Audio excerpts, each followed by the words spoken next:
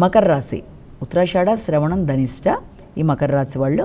ఈ మకర రాశి వాళ్ళకి దూర ప్రయాణాలకి, విద్యకి సంబంధించిన విషయాలలో దూర ప్రయాణాలకి, విదేశీ విద్య కొరకు చేసే ప్రయత్నాలు, అలాగే ఆధ్యాత్మిక ఆలోచనలు, తండ్రి యొక్క ఆరోగ్యం మొదలైన వాటన్నిటి మీద ఎక్కువ కాన్సన్ట్రేట్ చేస్తూ మీరు ముందుకు వెళ్ళడానికి ఆస్కారం అనేది ఒకటి మనకు కనబడుతుంది.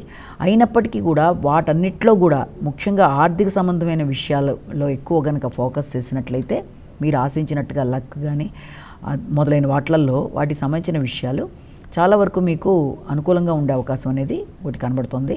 అంటే ప్రయాణాలకు సంబంధించి ఏదైనా ప్రయాణాలు చేద్దాం అనుకుంటే ఆ ప్రయాణాలు మీకు ఉపయోగపడే విధంగా ఉండడం అనేది, విద్యా సంబంధమైన విషయాల్లో విద్యార్థులకు కూడా చాలా వరకు ఉపయోగకరంగా ఉండే సమయంగా కూడా మనం భావించవచ్చు.